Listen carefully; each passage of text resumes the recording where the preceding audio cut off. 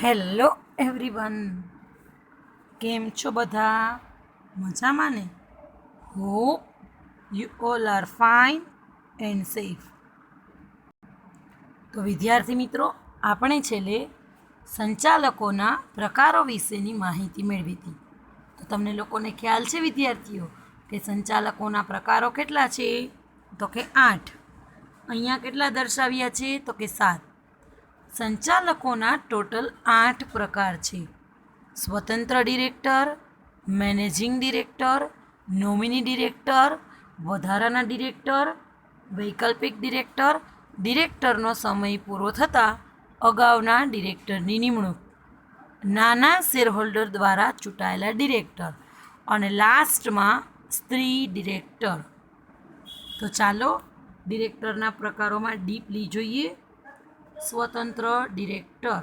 સ્વતંત્ર ડિરેક્ટરને આપણે ઇંગ્લિશમાં શું કહીએ છીએ? Independent director. ખાસ કરીને સ્વતંત્ર ડિરેક્ટર કંપની ધારા 2013 પ્રમાણે આ એક નવી જોગવાઈ છે. દરેક કંપનીમાં ઓછામાં ઓછા 1/3 ભાગના સ્વતંત્ર સંચાલકો હોય છે. કેન્દ્ર સરકાર જાહેર કંપનીના વર્ગો માટે સ્વતંત્ર સંચાલક એટલે કે એની લઘુત્તમ સંખ્યા છે એ આપણે એક નક્કી કરવી પડે. અને ખાસ ઓછામાં કોઈ પણ કંપની હોય, દરેક કંપની હોય એમાં ઓછામાં ઓછા 1/3 ભાગના સ્વતંત્ર સંચાલકો હોય જ છે. તો વાત રહી સ્વતંત્ર સંચાલક એટલે શું? તો સ્વતંત્ર સંચાલક એટલે એવી વ્યક્તિ કે જે એમડી એટલે કે મેનેજિંગ ડિરેક્ટર ન હોય, પૂર્ણ સમયનો ડિરેક્ટર ન હોય કે નોમિની ડિરેક્ટર ન હોય. તો કેવો ડિરેક્ટર? તો કે સ્વતંત્ર ડિરેક્ટરની નિમણૂક ડેટા બેંકમાંથી કરવાની હોય છે. ખાસ કરીને કેન્દ્ર સરકાર દ્વારા નિર્દેશિત કરેલી સંસ્થાઓ આ પ્રકારની ડેટા બેંક છે એ ઊભી કરતી હોય છે. જેમાં તો કે સ્વતંત્ર સંચાલક તરીકે જે લોકો કામ કરવા માટે ઈચ્છુક વ્યક્તિ છે એમના નામ, સરનામા અને લાયકાતો છે આ બધું જ એમાં દર્શાવવાનું હોય છે. આવી પસંદગી કરતી વખતે કંપનીએ યોગ્ય સાવચેતી રાખવી જોઈએ. અને એમની નિમણૂક કેવી રીતે કરવાની છે? તો કે સામાન્ય સભામાં માન્ય કરેલી હોવી જોઈએ. હવે તો કે સ્વતંત્ર સંચાલકની મુદ્દત. આ તમને 2 માર્કમાં પૂછાય એવો પ્રશ્ન છે કે સ્વતંત્ર સંચાલકની મુદ્દત કેટલા સમયની હોય? ખાસ સ્વતંત્ર સંચાલકની મુદ્દત 5 વર્ષની હોય. કેટલા વર્ષ? 5 વર્ષ. સ્વતંત્ર સંચાલકની મુદ્દત કેટલા વર્ષની હશે? 5 વર્ષ. પછી આ 5 વર્ષ પછી જો એ પુનઃ નિમણૂકને પાત્ર છે, પરંતુ તે અંગે ખાસ ઠરાવ પસાર કરવો જોઈએ. બોર્ડના અહેવાલમાં આવા નિમણૂકની શું કરવામાં આવે છે? જાહેરાત કરવી જોઈએ. અને જે પસંદ કરાયેલ વ્યક્તિ હોય એ સ્વતંત્ર સંચાલક તરીકે નીમવામાં આવી હોય, બરાબર, એના કારણે નિર્દેશ થવો જોઈએ. પરંતુ જો કોઈ પણ સંચાલક છે એ વધુમાં વધુ સળંગ 2 મુદ્દત, બરાબર, 1 મુદ્દત એટલે 5 વર્ષ અને સળંગ 2 મુદ્દત એટલે કે 10 વર્ષ, બરાબર, એને હોદ્દો ધારણ કર્યો હોવો જોઈએ. શું આ 10 વર્ષ પછી ફરી નિમણૂકને પાત્ર છે? તો કે હા, પણ સળંગ નહીં. 3 વર્ષ પૂરા થયા બાદ એટલે કે 3 વર્ષનો વચ્ચે શું આપવો પડશે? બ્રેક આપવો પડશે. અને પછી ફરીથી એ નિમણૂકને પાત્ર બનશે. આ 3 વર્ષ દરમિયાન તો કે સ્વતંત્ર ડિરેક્ટરને કંપનીમાં કોઈ પણ હેસિયતથી સીધી કે આડકતરી રીતે જોડી શકાય નહીં. નિમણૂક આપી શકાય? તો કે નહીં. સ્વતંત્ર સંચાલકની જ્યારે પણ આપણે નિમણૂક કરીએ ત્યારે આપણે 5 બાબતોનું ધ્યાન રાખવાની છે. જેમાં કઈ કઈ બાબતો છે? તો કે ખાસ આ વસ્તુ તમારે ધ્યાનમાં રાખવાની છે. એમાં પહેલી એક જ વસ્તુ એવી છે કે જે હોવી જોઈએ. બાકીની 4 વસ્તુ એવી છે કે જેમાં હોવા જોઈએ નહીં. હોવી જોઈએ નહીં, બરાબર. ખાસ ચાલો ફર્સ્ટ, સ્વતંત્ર સંચાલક તરીકે નિમણૂક પામેલ વ્યક્તિ છે એ બોર્ડના મત પ્રમાણે, બરાબર, જે વ્યક્તિ સ્વતંત્ર ડિરેક્ટર તરીકે નિમણૂક પામી છે, જે ચૂંટાય છે, એ બોર્ડના મત પ્રમાણે જે તે ક્ષેત્રની નિષ્ણાંત હોવી જોઈએ. જેમાં તમે કામ કરો છો એ જે તે ક્ષેત્રની નિષ્ણાંત, અનુભવી અને કાબેલ હોવી જોઈએ. 3, જે તે ક્ષેત્રની નિષ્ણાંત, અનુભવી અને કાબેલ. ત્યારબાદ આવી વ્યક્તિ છે એ કંપની કે ગૌણ કંપની અને કે સહાયક કંપનીના સ્થાપક એટલે કે પ્રમોટર હોવા જોઈએ નહીં. સ્થાપક એટલે શું, પ્રમોટર એટલે શું, તમને લોકોને ખ્યાલ છે? તમારે ધોરણ 11માં આવતું હતું. કૃત્રિમ કાનૂની વ્યક્તિત્વને અસ્તિત્વમાં લાવવાનું જે વ્યક્તિ કામ કરે એને આપણે શું કહીએ છીએ? સ્થાપક કહીએ છીએ. શું કહીએ છીએ? પ્રમોટર કહીએ છીએ. કે જેણે વિચાર કર્યો હશે કે મારે કંપની સ્થાપવી જોઈએ, એટલે જે સ્વતંત્ર સંચાલક તરીકે કામ કરતી વ્યક્તિ છે, ગૌણ કંપની છે કે સહાયક કંપની છે, એ કંપનીના સ્થાપક હોવા જોઈએ નહીં. આવી વ્યક્તિ કંપનીના કોઈ સ્થાપક કે સંચાલકના સગા પણ હોવા જોઈએ નહીં. ચાલો માનો કે મેં નથી કર્યું, પણ મારા કોઈ સગાવાલા હોય, એમને હું સ્વતંત્ર સંચાલક તરીકે નિમણૂક આપું, તો એ એમના સગા પણ હોવા જોઈએ નહીં. આવી વ્યક્તિ કંપની સાથે, ગૌણ કંપની સાથે કે સહાયક કંપની સાથે તેના ડિરેક્ટર હોય, પ્રમોટર હોય, એની સાથે કોઈ પણ આર્થિક કે નાણાકીય વ્યવહારો અગાઉના 2 વર્ષ દરમિયાન હોવા જોઈએ નહીં. બરાબર? જેમ કે અગાઉના 2 વર્ષ દરમિયાન એટલે કે તમે કોઈ પણ પ્રકારની નાણાકીય લેવડ દેવડ એમની સાથે કરેલી હોવી જોઈએ નહીં. એટલે અગાઉના 2 વર્ષ દરમિયાન તમે કોઈ પણ પ્રકારની નાણાકીય વ્યવસ્થા છે એ એમની સાથે કરેલી હોવી જોઈએ નહીં. કંપનીના મુખ્ય સંચાલકીય પદાધિકારી, જેમાં આપણે કેએમપીને આપણે શું કહીએ છીએ? કી મેનેજરિયલ પર્સોનેલ. બરાબર? ચાવીરૂપ સંચાલકીય અધિકારી સાથે નિમણૂકના અગાઉના 3 વર્ષમાં કોઈ પણ પ્રકારનો સંબંધ હોવો જોઈએ નહીં. આનો મતલબ કેએમપી સાથે કોઈ પણ પ્રકારનો સંબંધ છે એમને રાખવાનો નથી. બરાબર? તો કેટલા મુદ્દા જોયા? ટોટલ 5. એમાં પહેલો એક જ, જે તે ક્ષેત્રનો નિષ્ણાંત, અનુભવી અને કાબેલ. બરાબર? સ્થાપક, સગા, 2 વર્ષ દરમિયાન નાણાકીય વ્યવહારો, 3 વર્ષથી કોઈ પણ પ્રકારનો સંબંધ, આવું કંઈ હોવું જોઈએ નહીં. ત્યારબાદ છે મેનેજિંગ ડિરેક્ટર કે પૂર્ણ સમયના ડિરેક્ટર. ફૂલ ટાઈમ ડિરેક્ટર પણ કહી શકો ને આપણે એને શોર્ટ ફોર્મમાં એમડી તરીકે પણ ઓળખીએ છીએ. મેનેજિંગ ડિરેક્ટરને કાર્યકારી સંચાલક તરીકે પણ ઓળખવામાં આવે છે. એમડીના તમને અહીંયા અન્ય નામો પાછું પૂછવામાં આવશે. બરાબર? ખાલી આટલાથી નહીં પતે. એમડીના અન્ય નામો બીજા પણ છે. એમડીને તમે રોજબરોજનો વહીવટ સંભાળનાર, પૂર્ણ સમયનો ડિરેક્ટર, મેનેજિંગ ડિરેક્ટર, મેનેજર, જે તમે કેવું હોય એ કહી શકો છો. અને ખાસ કાર્યકારી સંચાલક તરીકે પણ ઓળખવામાં આવે છે. વર્તમાન સમયમાં વાણિજ્ય વ્યવસ્થાનું વિશાળ ઉત્કૃષ્ટ ઉદાહરણ એટલે કંપનીનું સ્વરૂપ. તમને ખબર છે, મોટા પાયે આપણે બિઝનેસ કરવો હોય તો કંપની સિવાય આપણે કોઈ પણ ફોર્મમાં કરી શકતા નથી. જેનું સંચાલન કોણ કરે છે? તો કે કુશળતા, નીતિમત્તા અને ધંધાદારી ગુને છે એ કંપનીનું સંચાલન કરતી હોય છે, જેનું સંચાલન સંચાલક મંડળ દ્વારા કરવામાં આવે છે. કંપનીના સંચાલક મંડળમાં તો કે જુદા જુદા, ખાસ કરીને કંપનીનું સંચાલન કંપનીના શેર હોલ્ડરો દ્વારા થતું હોવું જોઈએ, પરંતુ કંપનીના શેર હોલ્ડરો પણ શહેરના જુદા જુદા વિસ્તારોમાં વિસ્તરાયેલા હોય છે, એટલે કંપનીનો રોજબરોજનો વહીવટ સંભાળી શકતા નથી. તો આ માટે કંપનીનો રોજબરોજનો વહીવટ સંભાળવા માટે કાં તો મેનેજિંગ ડિરેક્ટર, કાં તો પૂર્ણ સમયના ડિરેક્ટર અને કાં તો મેનેજરની નિમણૂક કરવામાં આવે છે. જેનું કાર્ય શું છે? તો કે કંપનીમાં રોજબરોજનો વહીવટ કરવાનો અને સંચાલકે જે કાંઈ પણ લીધેલા જે નીતિ વિષયક નિર્ણયો હોય એનો અમલ કરવાનો. સંચાલક કોઈ પણ નિર્ણય લે અને સંચાલકના નિર્ણયનો, આમ તો મેનેજર છે, બરાબર, એમની પાસે કોઈ પણ પ્રકારની સત્તા હોતી નથી. સંચાલક મંડળ તરફથી આ બધી સત્તાઓ આપવામાં આવે છે. ખાસ જે નીતિ વિષયક નિર્ણયો લીધા હોય છે, માત્ર ને માત્ર એમનો અમલ કરવાનો હોય છે. એમડીની નિમણૂક કોણ કરે? પ્રશ્ન એ આવીને ઊભો રહી છે કે મેનેજિંગ ડિરેક્ટરની નિમણૂક થાય કોણ, કેવી રીતે થાય? તો એમડીની નિમણૂક સંચાલક મંડળ, જેને આપણે BOD તરીકે પણ ઓળખીએ છીએ અને શોર્ટમાં બોર્ડ ઓફ ડિરેક્ટર દ્વારા પણ આપણે એને કરીએ છીએ. તો કે MDની નિમણૂક કોણ કરશે? તો કે સંચાલક મંડળ, બોર્ડ ઓફ ડિરેક્ટર પોતે જ. ત્યારબાદ આવશે નોમિની ડિરેક્ટર. નોમિની ડિરેક્ટર એટલે શું? તો કે ડિરેક્ટર બોર્ડ ઓફ ડિરેક્ટર છે એ કંપનીના નિયમનપત્રમાં ઘણી બધી જોગવાઈઓ કરતા હોય છે અને આ નિયમનપત્રમાં જોગવાઈઓ અનુસાર બરાબર નોમિની ડિરેક્ટર આપણે નિમી શકીએ. હવે એ કઈ રીતે? તો કે એમાં 3 પ્રકારો છે. કોઈ સંસ્થા સાથે થયેલ સમજૂતી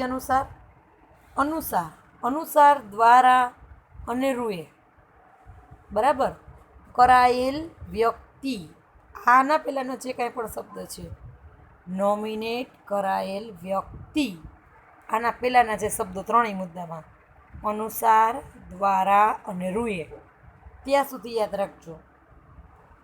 કોઈ સંસ્થા સાથે થયેલ સમજૂતી અનુસાર, કોઈ સંસ્થા સાથે થયેલ સમજૂતી અનુસાર, માનો કે 2 સંસ્થા સાથે કોઈ પણ ટાઈપ થયું હોય. પ્રવર્તમાન કાયદા અનુસાર કોઈ સંસ્થા દ્વારા નોમિનેટ કરાયેલ વ્યક્તિ, પ્રવર્તમાન કાયદો એટલે અત્યારના હાલના કાયદાને જે કાંઈ પણ ધ્યાનમાં રાખીને નોમિનેટ એટલે નિમણૂક કરવામાં આવેલી વ્યક્તિ. કેન્દ્ર સરકાર અથવા તો રાજ્ય સરકાર તરફથી સરકારી કંપનીમાં શેર ધારણ કરવાની રૂએ નોમિનેટ કરાયેલ વ્યક્તિ. હવે આમાં શું છે? આ એક નિયમ અલગ છે. રાજ્ય સરકાર અથવા તો કેન્દ્ર સરકાર, આ બંને તરફથી સરકારી કંપનીમાં જે લોકોએ શેર ધારણ કર્યા છે બરાબર, એના હોદ્દાની રૂએ નોમિનેટ કરાયેલ છે વ્યક્તિ હોય એને આપણે નોમિની ડિરેક્ટર કહેવાય છે. નોમિનેટ બરાબર કરવામાં આવેલ વ્યક્તિ, નોમિનેટ એટલે નિમણૂક. નોમિની, હું નહીં તો મારી પાછળ આ. તમે ઘણી વખત બેંકમાં પણ નોમિની શબ્દ સાંભળ્યો હશે. નોમિની એટલે શું? મારી પાછળ આ વ્યક્તિને. તો આમાં પણ એ જ છે. બોર્ડ ઓફ ડિરેક્ટર હોય એ કંપનીના નિયમનપત્રની જોગવાઈ અનુસાર નીચેના સંજોગોમાં નોમિની ડિરેક્ટર નિમી શકે. ભાઈ ચાલો આટલા ડિરેક્ટરને નોમિની તરત પાછળ ના રાખી શકાય. કોઈ સંસ્થા સાથે થયેલ સમજૂતી હોય, પ્રવર્તમાન કાયદા હોય અને કેન્દ્ર સરકાર અથવા તો રાજ્ય સરકાર તરફથી સરકારી કંપનીમાં શેર ધારણ કરવાની રહે. ચાલો નેક્સ્ટ, વધારાના ડિરેક્ટર. વધારાના ડિરેક્ટર એટલે શું? વધારાના ડિરેક્ટર એટલે એડિશનલ ડિરેક્ટર. વધારાના ડિરેક્ટર એટલે શું? Additional director. ઘણી વખત નિષ્ણાંત વ્યક્તિ હોય કે કામની વ્યક્તિ હોય બરાબર, નકામી નથી કહેતા, કેવી કહીએ છીએ? નિષ્ણાંત અથવા તો કામની વ્યક્તિ, જેને સંચાલક મંડળમાં હોવું જોઈએ, ખરેખર એનો સમાવેશ જ નથી કર્યો. ત્યારે જો કંપનીના નિયમનપત્રમાં જોગવાઈ હોય તો કોઈ વ્યક્તિને કોઈ પણ સમયે વધારાના ડિરેક્ટર તરીકે નિમી શકાય. ખાસ યાદ રાખજો, નિષ્ણાંત વ્યક્તિ કે કામની વ્યક્તિ સંચાલક મંડળમાં જરૂરી હોય અને એનો સમાવેશ નથી કરતા તો નિયમનપત્રની જે કંઈ પણ જોગવાઈ છે એમાંથી કોઈ વ્યક્તિને કોઈ પણ સમયે વધારાના ડિરેક્ટર તરીકે નિમણૂક આપી શકાય.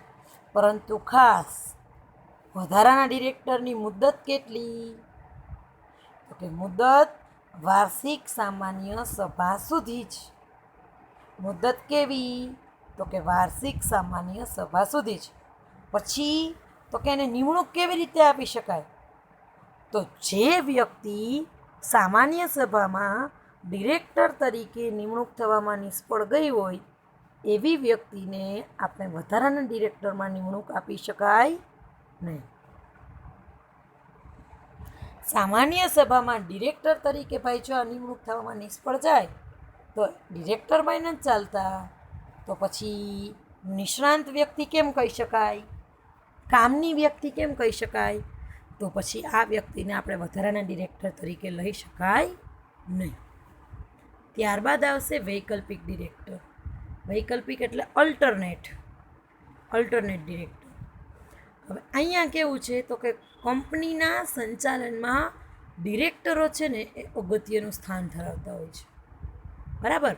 પરંતુ કોઈ પણ કારણસર ડિરેક્ટર છે એ 3 માસ કે તેથી વધુ સમય માટે, ખાસ સમયગાળો યાદ રાખજો, 3 માસ કે તેથી વધુ સમય માટે ભારત બહાર રહેવાનો હોય તો તેના બદલે જે ડિરેક્ટરની નિમણૂક કરવામાં આવે તેને વૈકલ્પિક સંચાલક કહેવાય. ખાસ 3 માસ કે તેથી વધુ સમય માટે કોઈ વ્યક્તિ ભારતની બહાર રહેવાનો હોય, બરાબર, તો એના બદલે જે ડિરેક્ટરની નિમણૂક થાય એને આપણે વૈકલ્પિક સંચાલક તરીકે ઓળખવામાં આવે છે. વૈકલ્પિક ડિરેક્ટર તરીકે કઈ વ્યક્તિની નિમણૂક થાય તો કે નિયમન પત્રમાં અથવા તો કંપનીની સામાન્ય સભામાં ઠરાવ પાસ કરીને નિમણૂક કરી શકાય. કેવી રીતે થઈ જશે તો કે વૈકલ્પિક ડિરેક્ટર તરીકે કે નિયમન પત્રમાં અથવા તો કંપનીની સામાન્ય સભામાં ઠરાવ પાસ કરીને જે વ્યક્તિની નિમણૂક કરી શકાય એને આપણે વૈકલ્પિક ડિરેક્ટર કહેવાય. હવે કંપની ધારા પ્રમાણે તો કે સ્વતંત્ર ડિરેક્ટરની જગ્યાએ વૈકલ્પિક ડિરેક્ટરની નિમણૂક ત્યારે જ કરી શકાય કે જો તે સ્વતંત્ર ડિરેક્ટર તરીકે નિમણૂક થવાને પાત્ર હોય.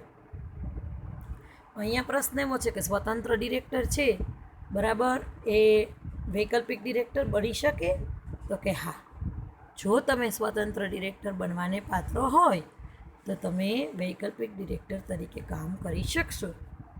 કંપનીમાં અન્ય કોઈ ડિરેક્ટર માટે વૈકલ્પિક ડિરેક્ટર પદ ધરાવતી હોય એવી વ્યક્તિની નિમણૂક થઈ શકે નહીં. એટલે અન્ય કોઈ જગ્યાએ એ ડિરેક્ટર હોય તો એ વૈકલ્પિક ડિરેક્ટર તરીકે કાર્ય કરી શકતું નથી. માત્ર ને માત્ર કઈ ડિરેક્ટર? સ્વતંત્ર director.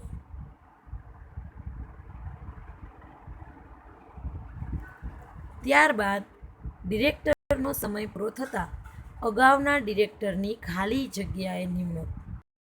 Appointment of director before completion of term vacant post of director. એક વખત ડિરેક્ટરનો સમય પૂરો થઈ જાય પછી તો કે અગાઉના ડિરેક્ટરની ખાલી જગ્યાએ નિમણૂક કરી શકાય. તો ચાલો જોઈએ. ઉપર એના માટે થોડીક વસ્તુ આપેલી છે, એના માટે ધ્યાન રાખશું. કંપની ધારા પ્રમાણે કંપનીએ સામાન્ય સભામાં ડિરેક્ટરના હોદ્દાની મુદત જો પૂરી થઈ ગઈ અને આ પહેલાં જો એમને દૂર કરવામાં આવે, સમય 5 વર્ષનો છે પણ આ પહેલાં જો આપણે એને દૂર કરી દઈએ, મુદત પૂરી નથી કરી શકતા એ પહેલાં કરી દઈ તો ખાસ કેવી રીતે તો કે નિયમન પત્રને આધીન બોર્ડ ઓફ ડિરેક્ટર્સ પોતાની સભામાં ખાલી પડેલી જગ્યાએ ડિરેક્ટર્સ નિમી શકે, અથવા તો કેન્દ્ર સરકાર છે એ આ ભરતી માટેની જગ્યા છે ખાલી હોય તો એ પણ ભરી શકે. હવે આ ડિરેક્ટર છે, આ ડિરેક્ટર એટલે કેવા ડિરેક્ટર તો કે જે ડિરેક્ટરની જગ્યાએ નિમેલા હોય એ ડિરેક્ટરની જગ્યા ખાલી ન થાય કે ન હોય ત્યાં સુધી તેવો હોદ્દો ભોગવેત હોય તો ત્યાં સુધીના સમય માટે હોદ્દો ધરાવી શકે છે. ટૂંકમાં શોર્ટ અને સ્વીટ જો તમને છોકરાઓ કહું તો ડિરેક્ટરનો હોદ્દો નીચેના સંજોગોમાં ખાલી થાય. ટૂંકમાં ડિરેક્ટરનો હોદ્દો નીચેના સંજોગોમાં ખાલી થાય. એના માટે 7 સંજોગો આપેલા છે. ડિરેક્ટરનો હોદ્દો 7 સંજોગોમાં ખાલી થઈ જાય. કેટલા સંજોગોમાં? 7. ટૂંકમાં ડિરેક્ટરનો હોદ્દો આ 7 સંજોગોમાં ખાલી થઈ જાય. પહેલું, કંપનીની સામાન્ય સભામાં કે સંચાલક મંડળમાં ડિરેક્ટરને દૂર કરવામાં આવે. ખાસ કઈ કઈ જગ્યાએ? કે કંપનીની સામાન્ય સભામાં કે સંચાલકના મંડળમાં ડિરેક્ટરને દૂર કરવામાં આવે. ખાસ છેલ્લા 12 વર્ષ દરમિયાન સંચાલકોની વર્ષમાં કેટલી સભા હોય તો કે સંચાલકોની વર્ષમાં 4 સભા. દર કેટલા માસે સભા લેવાય? દર 3 માસે આ સભા લેવાય. હવે આ 12 મહિના દરમિયાન સંચાલક મંડળની એક પણ સભામાં જો હાજર નથી, બરાબર, સંચાલક મંડળની એક પણ સભામાં પરમિશન વગર ગેરહાજર હોય. તમે ખાસ કરીને તમને કીધું છે કે સંચાલક મંડળની સભામાં હાજર રહેવાનું. જો હાજર ન રહી શકો તો વિડીયો કોન્ફરન્સથી પણ રહેવાનું, બરાબર. પણ પરવાનગી વગર બધામાં ગેરહાજર છો તો આનો મતલબ તમારે તમારો હોદ્દો છે એ ખાલી કરવો પડે. આ 3 સંજોગો છે એ કાયદેસરના છે: અસ્થિર, નાદાર અને મૃત્યુ. આ સંજોગો તો એવા છે કે તમારે કમ્પલસરી તમારે તમારો હોદ્દો છે એ ખાલી કરી નાખવો પડે. જેમ કે અસ્થિર મગજના થાવ, નાદાર થાવ કે મૃત્યુ, તો તમારે તમારો હોદ્દાનો સ્થાન છે એ ખાલી કરી નાખવું પડે.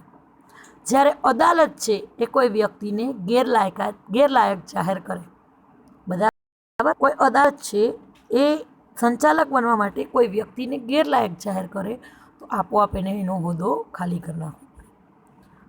તમને અગાઉ પણ કીધું છે નૈતિક અધઃપતનનો ગુનો કે અન્ય કોઈ પણ કારણસર અદાલત તરફથી કોઈને દોષિત જાહેર કરવામાં આવે, બરાબર.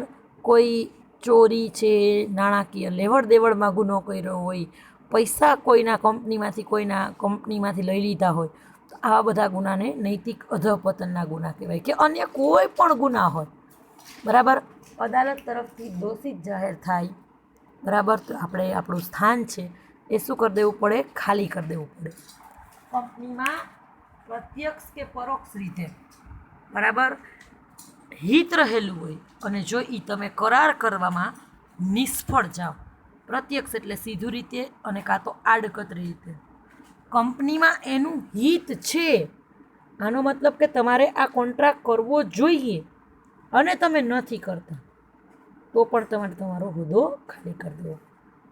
કોઈ ખાનગી કંપની હોય એ પોતાના નિયમન પત્રમાં બીજી કોઈ પણ બાબતો જો સમાવી લેતી હોય, બરાબર, તો પણ તમારે તમારો હોદ્દો શું કરી નાખવો પડે? ખાલી કરી નાખવો પડે. આવી ખાલી પડેલી જગ્યાએ ડિરેક્ટરની નિમણૂક કરવામાં આવે છે, બરાબર. તો આના માટે આપણે ખાસ 7 સંજોગો યાદ રાખશું.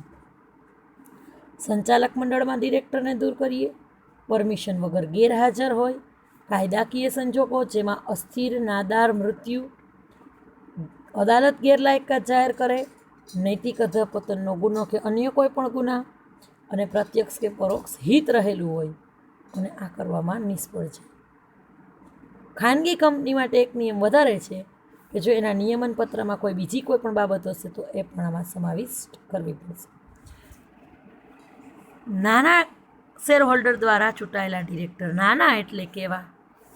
નાના શેરહોલ્ડર દ્વારા ચૂંટાયેલા ડિરેક્ટર. આપણને પહેલો જ પ્રશ્ન થવો જોઈએ કે નાના એટલે કેવા, બરાબર. નાના એટલે, વિદ્યાર્થી મિત્રો, અહીંયા એક નાની અમથી સ્ક્રીન શેરિંગના કારણે આ પ્રશ્ન થાય છે.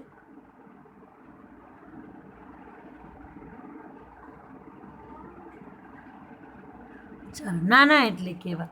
તો કે ખાસ જેમની કંપની ધારા 2013 પ્રમાણે નોંધાયેલ કંપની જે રજિસ્ટર્ડ હોય એ નિયત કરવામાં આવે તો એ રીતે નાના શેરહોલ્ડર એટલે ખાસ કરીને જેમની શેરની દાર્શનિક કિંમત ₹20,000થી વધુ ન હોય. શેરની દાર્શનિક કિંમત ₹20,000 કે તેથી વધુ ન હોય અથવા તો નિયત કરવામાં આવે એવી રકમથી વધવી ન જોઈએ. જો વધુમાં એવી એક પણ જાહેરાત છે કે એવી એક પણ જોગવાઈ છે કે નાના શેરહોલ્ડરોની સંખ્યા કે ઓછામાં ઓછી 1,000, ખાસ 20,000 કે તેથી વધુ એમની સંખ્યા હોવી જોઈએ નહીં. અને ખાસ એક વસ્તુ કે એમની સંખ્યા કેટલી હોવી જોઈએ, તો કે 1,000. ત્યારબાદ સ્ત્રી ડિરેક્ટર એટલે ફિમેલ ડિરેક્ટર. અત્યારે જે લેટેસ્ટ વર્ઝન આવ્યું છે કંપની ધારાનું છે, કંપની ધારા 2013 પ્રમાણે ઓળખાય છે, એવી જોગવાઈ પ્રમાણે જે કંપનીની ભરપાઈ થયેલી શેર મૂડી ₹100 કરોડ કે તેથી વધુ હોય એવી કંપનીના વર્ગમાં ઓછામાં ઓછી એક સ્ત્રી ડિરેક્ટરની નિમણૂક કરવી જોઈએ. ખાસ ખાસ ખાસ આ નોટ ડાઉન કરી લેજો. ઓછામાં ઓછી એક સ્ત્રી ડિરેક્ટર. બરાબર, એક સ્ત્રી દરેક કંપનીમાં ઓછામાં ઓછી એક સ્ત્રી ડિરેક્ટર જોઈએ. અને લગભગ ભરપાઈ થયેલી શેર મૂડી 100 કરોડ કે તેથી વધારે થઈ જ જતી હોય છોકરા, તો જ કંપની મોટા પાયે ચાલતી હોય. તો વિદ્યાર્થી મિત્રો, આજે આપણે શું કર્યું? આજે આપણે સંચાલકોના પ્રકારો વિશેની માહિતી મેળવી. નેક્સ્ટ ટાઈમ સંચાલકોની લાયકાતો અને ગેરલાયકાતો, ક્વોલિફિકેશન અને ડિસ્ક્વોલિફિકેશન ઓફ ડિરેક્ટર વિશેની માહિતી મેળવીશું. So thank you all of you બેટા. Bye. Have a nice day.